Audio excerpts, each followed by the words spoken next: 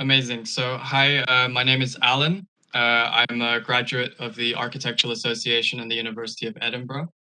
I recently founded Studio Envy, a research-based practice in London, and I am one of 5 studio masters running the design research studio Space Autopsy. Today, I'm also joined by Filippo, who is in the audience, I believe.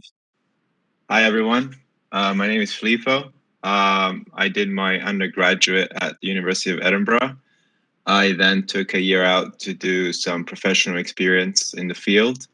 And then I just completed my master's from Manchester School of Architecture. Amazing. We will also be running the studio alongside Hassan, who is working at Foster's here in London, William, who is at 10 Design in Edinburgh, and Rishab, who is with us in London at Edward Williams. So our studio looks specifically at architectural responses and is focused on what we think is an important shift in the discipline. Several experimental design practices suggest that the best way to respond to various ecological, societal tensions as architects is indirectly. So in Space Autopsy, just as the name suggests, is much like in medicine and medicinal practice, post-mortem. We're going to be dissecting, pulling apart, and drawing conclusions of an event with spatial parameters and anthropological dimensions. We'll ask each student to define and describe a latent crisis. So all architectural projects are multifaceted and involve many actors, often divergent forces. So therefore, the projects need to find ingenuity, not only in spatial arrangements, but also institutional intelligence, economic creativity, and civic relevance. So the unit will engage in a conversation with multidisciplinary experts whose practice or field are embedded within architectural and spatial relationships. And it will constantly challenge our students to rethink how we create, represent, resist, and embrace the dynamic between architecture and external forces.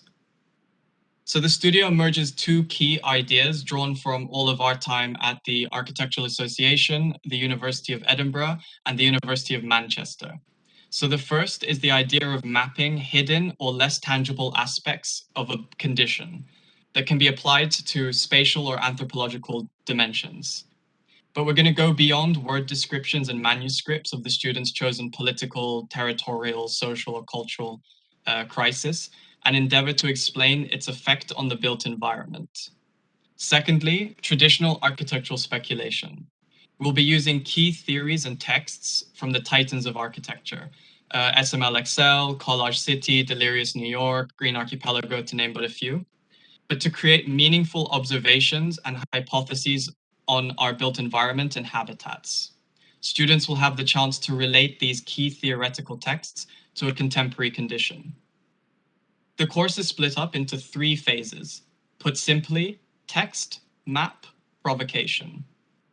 As an example, students will be able to undertake incredibly complex issues and cross-pollinate multiple spheres of conversation.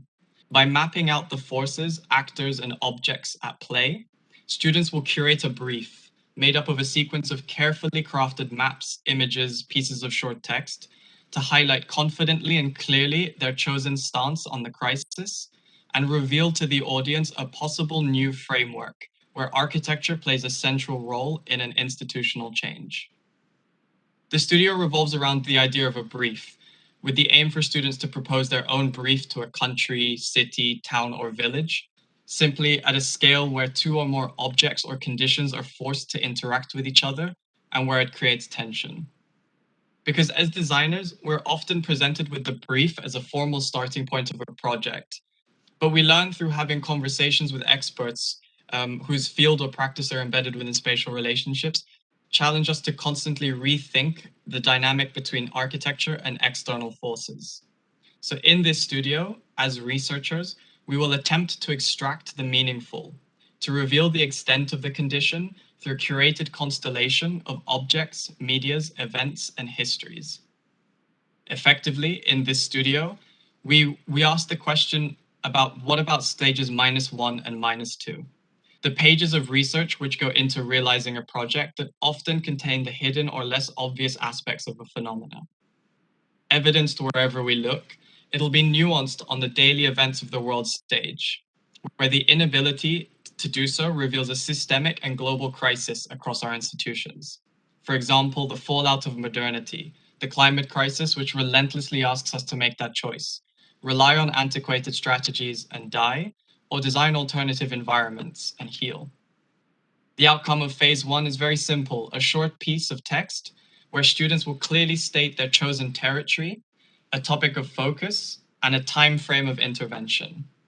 With this, we'll continue to update and revisit it over the course, slowly refining it.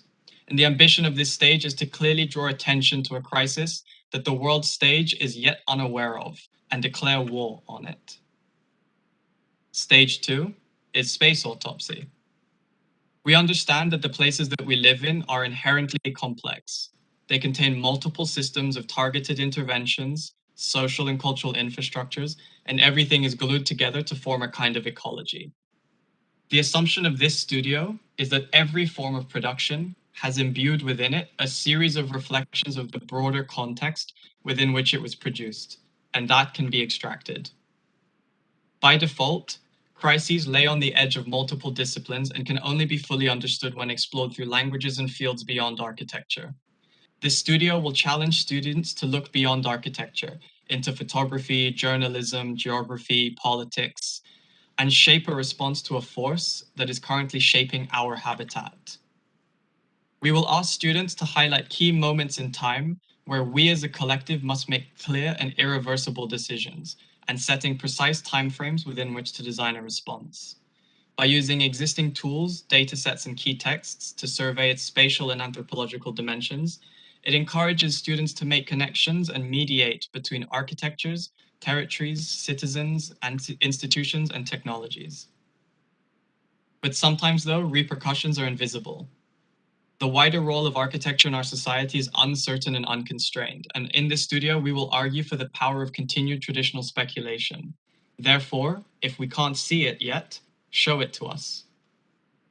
The main software of focus will be QGIS and will be supported by Rhino, Revit, and Grasshopper from our guest lecturers who will run workshops with you. The workshops will guide you through the software with no prior knowledge necessary, and will be roughly split into 3 sections: data collection, interrogation, and representation. We will help you build the layers of your choice.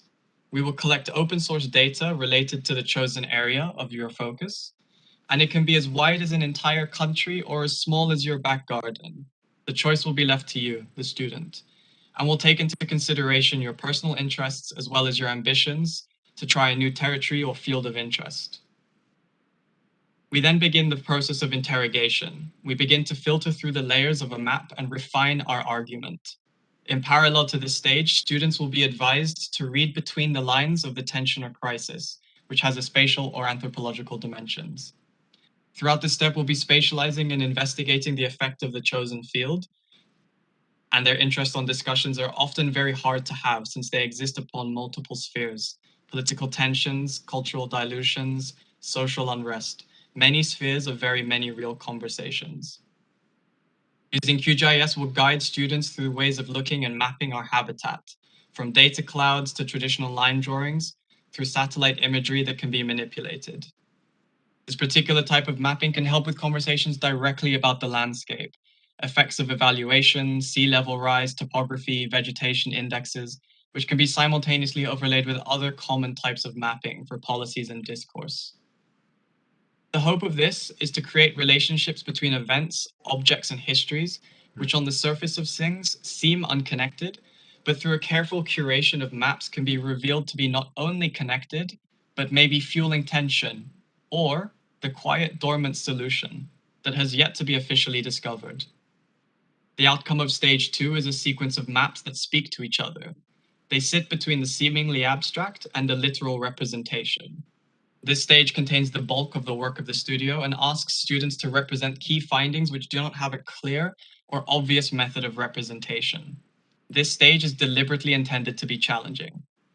But through the series of maps and drawings, students can carefully curate their argument and slowly reveal their findings and observations to the audience.